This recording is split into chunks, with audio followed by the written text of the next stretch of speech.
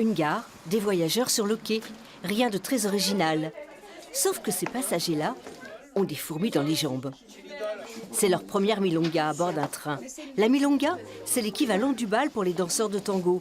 Mais là, ça risque de tanguer. C'est parti pour une aventure singulière.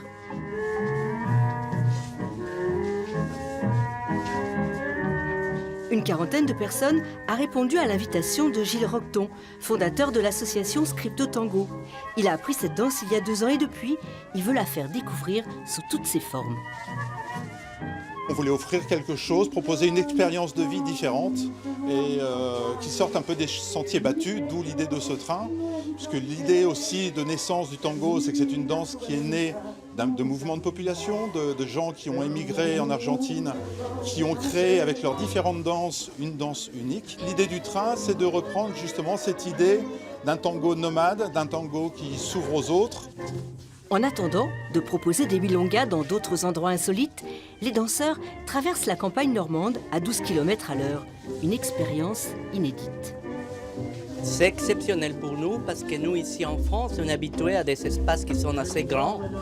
Donc les gestes qu'on peut faire quand on danse, ils ne sont pas les mêmes que quand on est dans un petit espace.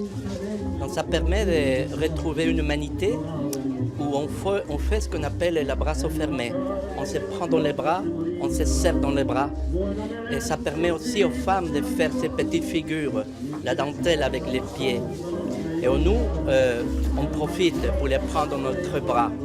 Donc c'est pour nous exceptionnel être dans un petit endroit fermé qui traverse la campagne française. Si le contact avec le partenaire est un ingrédient indissociable du tango argentin, pour Sandrine, ça n'a pas été si évident que ça. Donc au départ, on se tient un petit peu à distance. Je me souviens de mon partenaire du mon premier cours. Il est reparti avec des bleus parce que j'essayais de le repousser au maximum. Il a eu mal au bras pendant 1 semaine. Et puis voilà, et puis petit à petit, on apprend et puis ça devient un peu plus naturel. De l'entraînement, de l'assiduité, petit à petit, le tango vous envoûte. La magie du tango, c'est une danse d'improvisation. Il y a des codes évidemment, il y a des pas, mais il n'y a rien d'écrit. À chaque fois qu'on commence à danser, on ne sait pas ce qu'on va faire pendant cette musique et on va l'interpréter de la manière la plus délicate possible avec le cœur. Et ça, c'est un grand voyage. La balade se poursuit à bord de cette ancienne voiture d'un train corail aménagé en bar et en salle de danse. Le paysage défile, mais le temps semble s'être arrêté. Et demain, les passagers croiront avoir rêvé.